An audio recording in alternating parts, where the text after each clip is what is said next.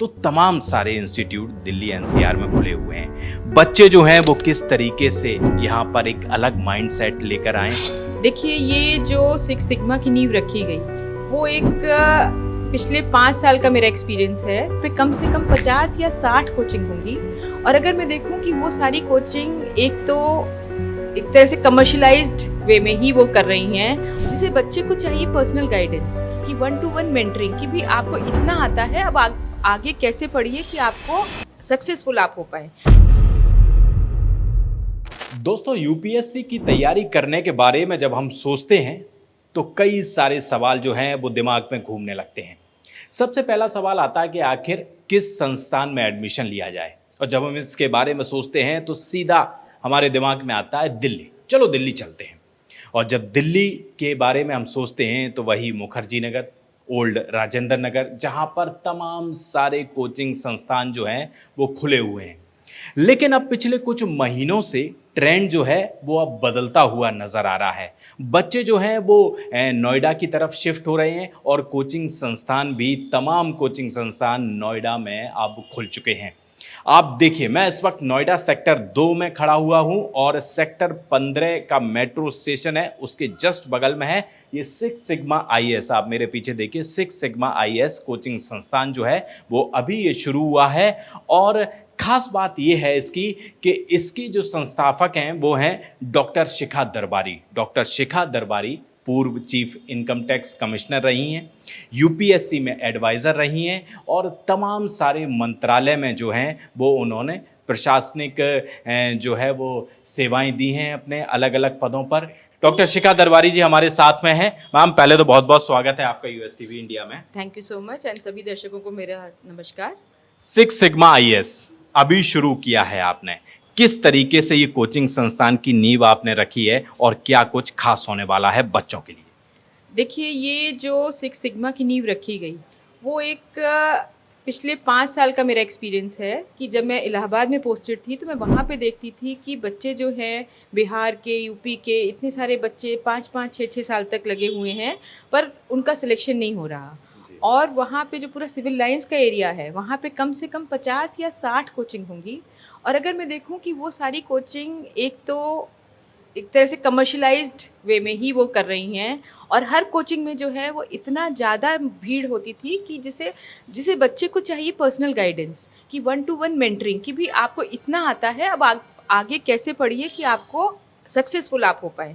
तो उस तरह की मेंटरिंग मैं वहाँ पे कहीं पे भी नहीं देखती थी। और मैं देखती थी बच्चे जो है एक तरह से कि ना उनको एक समझ में नहीं आ रहा कि वो एक बड़ी अपना एक ड्रीम लेके चले हैं, एक बड़े सफ़र पे चले हैं, पर उस सफ़र पे आगे ले जाने के लिए उनको उनका हाथ थामने के लिए एक जिसे कहते हैं सही मायने की मेंटरशिप जो होनी चाहिए वो गाइडेंस उनके पास नहीं था। तो हमें लगा कि हम लोग अपने मेरे बैचमेट्स थे कि हम लोगों ने सोचा कि हम एक सही मायने में बच्चों को गाइडेंस दें, उनको किस तरह से यूपीएससी अगर वो करना चाहते हैं तो देखिए, बाकी तो ये है कि कितना परसेंटेज उसमें रिजल्ट निकलता है वो कम होता है, पर फिर भी जो अगर सिंसियरली करना चाहता है उसके अंदर पोटेंशियल है तो हम उसको उस तरह की पर्सनल गाइडेंस देंगे जिससे कि वो इस सफ़र में अपना ड्रीम जो है वो कंप्लीट कर सके। तो चलिए सफ़र की शुरुआत करते हैं और दिखाते हैं दर्शकों के सिक्स सिग्मा आईएएस जो है वो किस तरीके से होने वाला। देखिए, यहाँ पे इनकी जो टैगलाइन है वो क्या लिखी हुई है, ड्रीम डेयर डिलीवर। तो आप इसी से अंदाजा लगाइए कि कितना डेडिकेटेडली यहां पर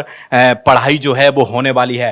मैम, ये क्लासरूम है तो थोड़ा सा क्लासरूम के बारे में बताइए, किस तरीके से आप लोगों ने डिजाइन किया है, क्योंकि पिछले कुछ सालों की अगर हम बात करें तो तमाम सारे इंस्टीट्यूट दिल्ली एनसीआर में खुले हुए हैं।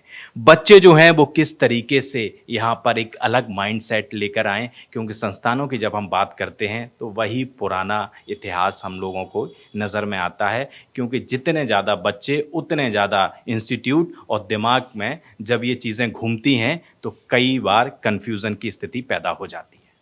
देखिए, यहाँ पे हमने यही किया है कि पहली बात हमने एक स्मार्ट क्लासरूम बनाया है बच्चों के लिए, जिसमें कि हम बिल्कुल स्मार्ट बोर्ड पे और प्रॉपरली, क्योंकि क्या होता है कि आजकल जो नए बोर्ड आ गए हैं पढ़ाने के लिए, उसमें उसी बोर्ड पे आप इंटरनेट से भी जो है वो डायग्राम निकाल सकते हैं, कहाँ पे क्या हो रहा है, कहीं पढ़ते पढ़ते, क्योंकि जब आप यूपीएससी की तैयारी कर रहे हैं तो ज़रूरी नहीं है कि प्रोफेसर को सब चीज़ पता हो। तो सपोज बच्चे ने कोई क्वेश्चन पूछा, ऐसे में हमें नेट पे जाके या कहीं से हमें कोई आंसर निकालना है, तो इसी स्मार्ट बोर्ड में वो अपना नेट पे जाएंगे, उसको उन्हीं के सामने सर्च करेंगे, उन्हीं के सामने आंसर भी। तो एक जैसे कहते हैं कि एनालिटिकल वे में बच्चे जो है वो सारी चीज़ें सीख जाएंगे।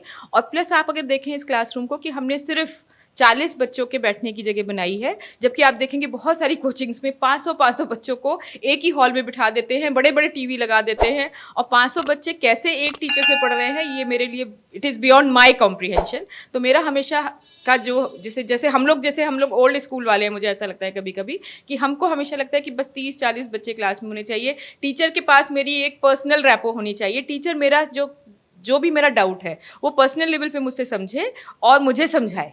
तो उस गाइडेंस को लेते हुए कि हम सबको 1-to-1 मेंटरिंग करेंगे, हमने एक छोटे क्लासरूम्स बनाए हैं, और जो बोर्ड्स दिए हैं वो एकदम हमने अच्छे से, कि एक स्मार्ट बोर्ड दिया है, पूरा हमने उसको रिले करने का भी दिया, क्योंकि आजकल क्या है बहुत से बच्चे घर से भी पढ़ना चाहते हैं। तो सपोज वो अगर क्लासरूम में नहीं आ पाया तो भी हम उसको एक लिंकेज दे देंगे कि भाई आप ये आपकी क्लास हो रही है, आप अपने घर से भी इस क्लास को देख सकते हैं, ताकि आपका कुछ भी मिस नहीं होगा। तो एक जो हमारी यूएसपी है, जो आपने अभी आते ही साथ आपने पढ़ा, ये कि ड्रीम डेयर डिलीवर, तो ये सिर्फ यूपीएससी के बच्चों के लिए नहीं है, ये तो मैं एक पूरे देश के लिए संदेश है कि ड्रीम फॉर योर नेशन, कि आप अपने देश के लिए आपको क्या करना है। और यूपीएससी में जो आना चाहता है बच्चा, वो अपने देश के लिए कुछ करना चाहता है, तभी वो यूपीएससी में आना चाहता है। सेकंड इज कि ड्रीम डेयर एंड डिलीवर। तो डेयर का मतलब है कि आप जब भी डेयर टू सर्व, तो डेयर टू सर्व में सर्विस किसी की भी बहुत आसानी से आप किसी को सर्व नहीं कर सकते हैं। सर्विस करने में आपको एनर्जी भी लगानी पड़ती है, पैसा भी लगाना पड़ता है, और अपना टाइम भी देना पड़ता है। So it's a dairying. तो अगर आप डेयर कर सकते हैं लोगों को सर्व करने के लिए, तो आप इस लाइन में आइए। और जब आपको भगवान, अगर यूपीएससी में आप सिलेक्ट हो जाते हैं और आपको एक पोस्ट मिलती है, then my guidance to all the children, जो भी बच्चे यहाँ से सिग्मा से निकलेंगे और डिफरेंट सर्विसेज में जाएंगे, कि प्लीज़ डिलीवर विद इंटेग्रिटी। क्योंकि आज जो हमारा देश है करप्शन के महामारी से जूझ रहा है, तो हम चाहते हैं कि हमारे बच्चे एक एथिकल वैल्यूज़ पे और मॉरल वैल्यूज़ पे बहुत हाई हों, और जहाँ पे भी जाएं वो इंटेग्रिटी के साथ और ऑनेस्टी के साथ डिलीवर करें जो भी उनको काम दिया जाए। तो वो अपने देश के लिए जो सेवा करना चाहते हैं यूपीएससी में आके और पीसीएस में आके, तब वो कर पाएंगे।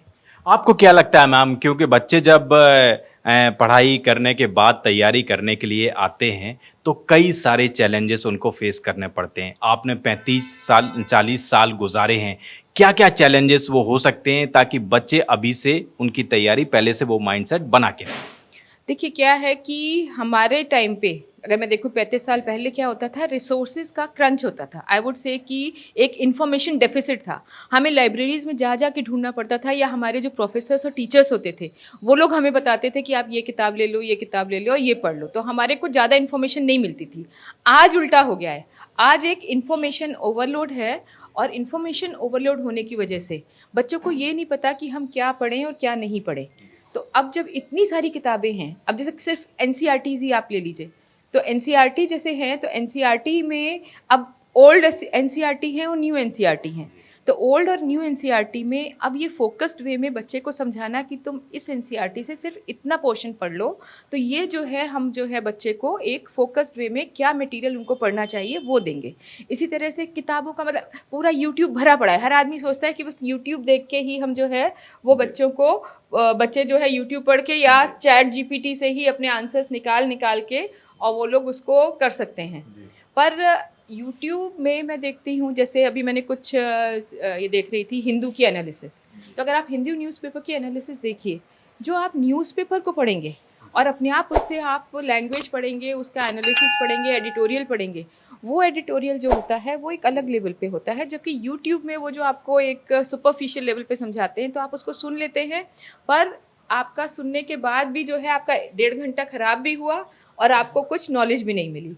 तो इसलिए मैं चाहती हूँ कि बच्चे जो हैं वो एक सिलेक्टिव पढ़ें, वो जो इन्फॉर्मेशन ओवरलोड हो गया है, यहाँ पे हम उनको सेलेक्टिव मटेरियल बताएंगे कि आप ये पढ़िए, ताकि एनसीईआरटी में सेलेक्टिव पढ़ें।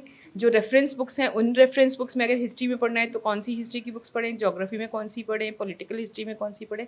तो इस तरह से जब हम एक पर्सनल फोकस्ड गाइडेंस देंगे तो बच्चों को समझ में आएगा कि हमें इस इंफॉर्मेशन ओवरलोड से कैसे बाहर निकलना है और कैसे स्मार्ट स्टडिंग करना है, ताकि जो एक ये इतना बड़ा कॉम्पिटिटिव एग्जाम है उसमें वो अच्छे से निकल सके।